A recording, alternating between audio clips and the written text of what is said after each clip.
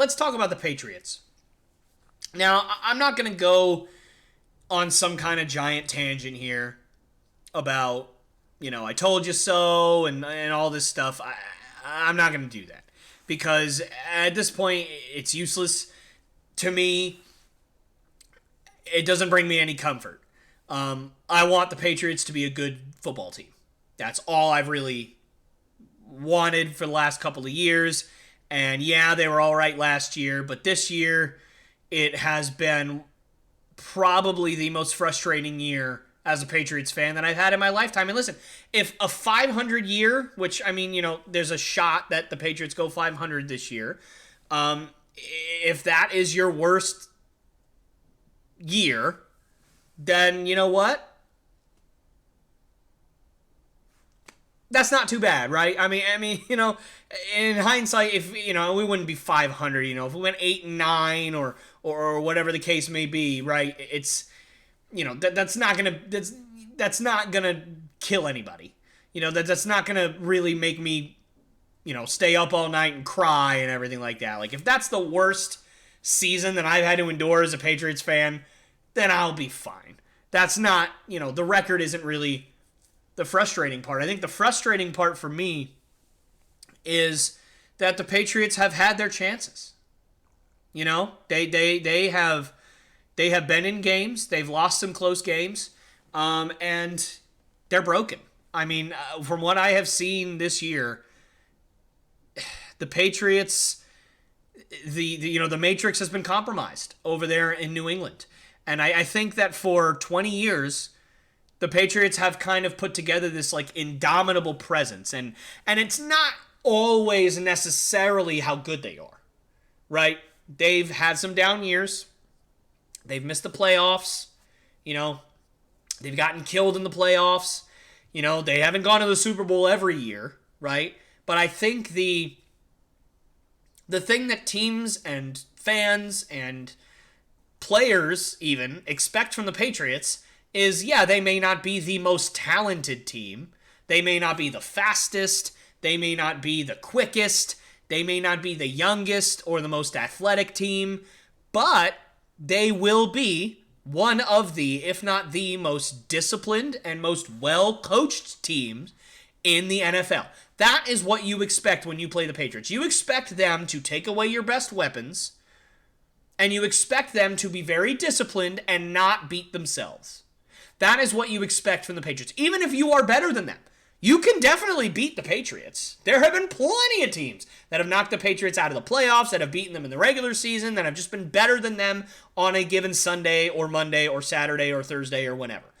But this year is the first time that I have seen the Patriots in my lifetime truly over and over and over again beat themselves. Now, this is not to say that the Patriots are better than everybody else in the NFL and they are just beating themselves. No, they are arguably, they have one of the worst offenses on paper in the NFL. They have a terrible offense on paper. Sorry, I hate to burst people's bubbles, but, it's not all on the coaches. The Patriots don't have a lot of talent at wide receiver right now. Jacoby Myers is a decent player, but he should not be a number one wide receiver in the NFL. Devontae Parker has been decent, but they brought him in to really be the number one guy, and he just has not been that guy. Kendrick Bourne, to me, deserves more playing time, but he has not had a lot of playing time, and when he has had playing time, he hasn't come through every time, although, this past week against the Bengals, he had a pretty solid game. And Tyquan Thornton has not really had much of a role on our offense, despite being a second-round wide receiver who has been healthy every week since week 4. And who is the fastest guy on the field. He has not had that much of a role. Quite frankly, the most exciting guy that the Patriots have on their offense is a defensive back, Marcus Jones. The times that he plays offense is the time that I find myself the most excited. And when a defensive back playing offense is the most exciting thing that happens for you on offense, you're not in a good spot. So it's not all on the coaches. There is a large talent gap on offense between the Patriots and the Chiefs, or the Bills, or the Bengals, or the Eagles, or the Cowboys. There just is. However, all that being said, some of the Patriots' issues has obviously been coaching, which is something that I'm fairly new to in terms of the Patriots. I have not really seen coaches be blamed so much for a team's struggles, at least a Patriots team's struggles, than the offensive coaching staff has been blamed this year. Matt Patricia, Joe Judge, everybody said, listen, these are defensive-minded coaches, man. Why are they coaching the offense? Bill Belichick's a defensive-minded coach. He's not going to really pay much mind to the offense. And Matt Patricia, again, he was the defensive coordinator in New England and then a defensive-minded head coach for the Lions, and now he's the offensive coordinator for the Patriots. It doesn't make much sense to me. But he's still a smart guy. Maybe he could throw something to get... No, he can't. It's been horrible. It's been putrid. It's been disgusting. The New England Patriots have one of the bottom 5 offenses in football. Mac Jones went to a Pro Bowl. Yes, as an alternate, I understand that, but he still went to a Pro Bowl. He was still in the running to be a Pro Bowler, to the point where when somebody did not go to the Pro Bowl, they called Mac Jones. He was a Pro Bowler as a rookie with, again, not a lot of weapons around him. He had a couple of decent running backs. Hunter Henry had a pretty decent year, and Jacoby Myers is your number 1 wide receiver. He didn't have Devontae Adams or Amari Cooper or CeeDee Lamb or DeAndre Hopkins. He had Jacoby Myers. And again, I know I've said it so many times during this, not just this podcast, but other podcasts in the past. I like Jacoby Myers. I hope he stays in New England and they pay him good money because he's a good player. And it's hard for young wide receivers to succeed in the Patriots system. It just is. So, I like Jacoby Myers. But he just should not be a number 1 wide receiver in this league. He just shouldn't. That's what Mac Jones had to work with last year, and he still made a Pro Bowl. As a rookie, in the Patriots system. People were comparing him to Tom Brady. And this year, it took him 17 weeks to throw more touchdowns than interceptions on the season. 17 weeks to throw more touchdowns than picks. He has 9 touchdowns. 9 in 15 games or 14 games. That's less than 1 a game. This isn't the CFL, man. This is the big time. And it's not all Mac Jones' fault. And I know I said in, whether it was last week or 2 weeks ago, that I wasn't sure that Mac Jones is the guy. And I still feel that way just because he's regressed this year. And it's not all his fault. But for me, you still had a guy who made a Pro Bowl last year, and now I'm sitting here as a Patriots fan questioning whether the rookie quarterback who made a Pro Bowl in his first year, in his second year, I'm questioning whether he's the guy or not. That's not okay. That's not something that just happens every year. Look at Justin Fields. Everybody thought that he stunk last year because the Chicago Bears, let's be honest, they stunk. And then guess what? They traded away his number 1 wide receiver. Their offensive line is awful. And his stats are not good. But everyone universally says, nope, that guy's a stud. Because even with that crapshoot of a roster and that crapshoot of a coaching staff and that crapshoot of a front office that's not giving their young quarterback even remotely a chance to succeed, he has still shown flashes of brilliance. He's still shown that incredible arm that he has. He's still run for very, very long touchdowns to show off his athleticism. He's still been able to fit crazy throws into tight windows. It's not his fault that he's getting sacked 11 times a game.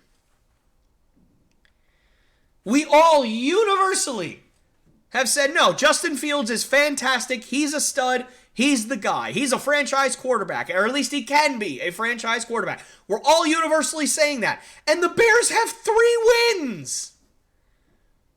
The Patriots have 7. And I'm sitting here saying that Mac Jones stinks. Why? It's because the potential, the ceiling that Mac Jones has, it's almost like he's already banging his head against it. Like he's not even going to get much better. It's almost like he came out of college and that's what you're getting. He was never going to get better. He was never going to develop. He was never going to get any arm strength. He's going to be exactly who he is out of college. And you know what? People warned us about it. And we all said that we were okay with it. But I don't think we're okay with it. And you know what? Maybe that's our fault. But the point is, I'm sitting here having this conversation about Mac Jones possibly not being the guy less than a year after he made a Pro Bowl. And a lot of that is because of the coaches. They have absolutely stunted this kid's growth. They have. And it stinks. Now I'm hoping that, Patriots actually get an offensive coordinator next year. That's an actual offensive coordinator. And if they do, hopefully that'll help. But until that happens, I have to call it like I see it. The Patriots are completely and utterly broken. Just look at the last 2 weeks. How did those games end? Did the Patriots wildly underperform? No. Patriots honestly should have won both those games. The Patriots were beating the Raiders with 4 minutes left in the fourth quarter.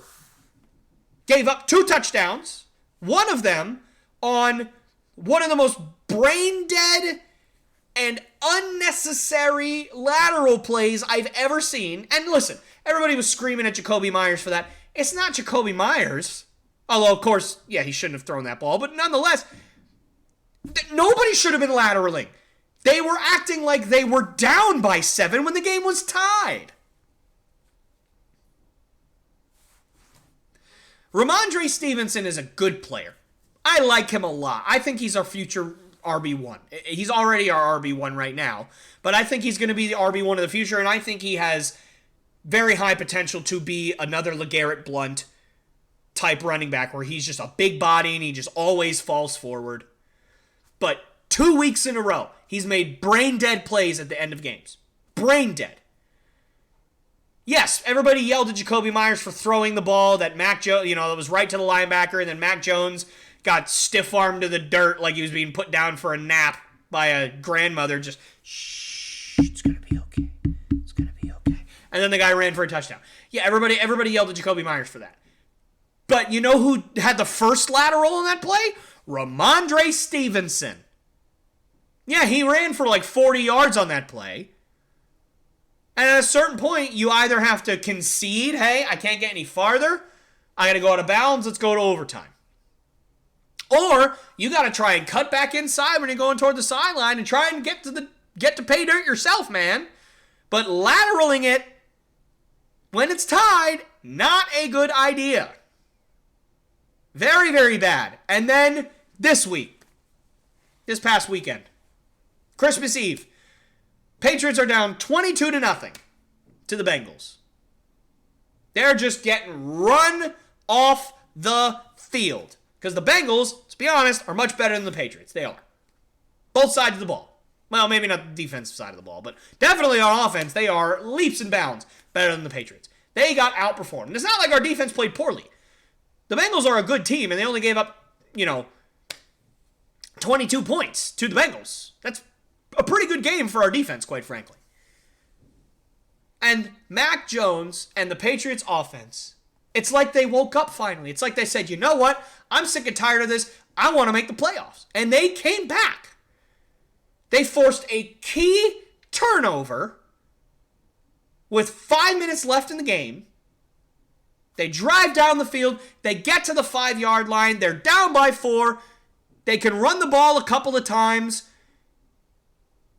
And hopefully you get it in the end zone. The Patriots have struggled in the red zone, though, so it's not always a guarantee. But you sit there and you just hope and pray, right? All you got to do is run the ball. Hopefully the big body of Ramondre Stevenson can get you in the end zone. If he gets knocked backwards for a couple of yards, all right, you try and throw. You try and get closer. You got to score a touchdown, obviously. So, you have a shot. You're at the 5-yard line. 5-yard line. Ramondre Stevenson gets stopped right at the line of scrimmage and gets kind of knocked backwards a little bit, right? Does he go down to try and save the clock? Does he try and bounce it outside, try and get some more yards, maybe make something happen? No. He just kind of stands there like banging his head like, hey guys, let me in. Can you let me in? Oh, there goes the ball. Fumbles the ball, Bengals recover, Patriots lose. 2 weeks in a row, brain dead. Brain dead. Now, obviously, neither of those plays were all Ramondre Stevenson's fault. I'm not trying to solely blame Ramondre Stevenson, so don't think I am. Because Bill Belichick has come out and said that genuinely, he didn't say it directly, but he certainly implied that he had thought that Ramondre Stevenson's forward progress had been stopped, and so that the play should have been whistled dead. And, maybe there's an argument to that. I've seen it, and I wouldn't have blown the whistle dead, but people, maybe other people would have. But, and obviously he didn't tell Jacoby Myers to throw the ball across the field to the linebacker. So it's not all on Ramondre Stevenson. But the point is these types of things don't happen to the Patriots. For 20 years, these things never happened to us. Never. And now all of a sudden this year, it's happening every week, it seems like. Just a complete lackluster offense, brain-dead plays late in the game. The Matrix has been broken, guys. The Matrix has been broken. And it's sad that there's a chance the Patriots end up last in their division this year. Crazy. Hey guys, me again. Thank you so much for watching one of my clips from the Lopes Goes Last podcast. These clips are so much fun to do. I absolutely love making them and I absolutely love doing them. And this podcast is my baby. So I really want this thing to grow and I really want it to succeed. So if you did like what you see, please subscribe. Also hit that bell notification so you never miss any one of my episodes or one of my clips like this one. And please do also like and share these videos with your friends and your family so that we can make this thing grow as fast as possible. And I wanted to thank you again so much. And I hope you guys enjoyed the video and have a great rest of your day.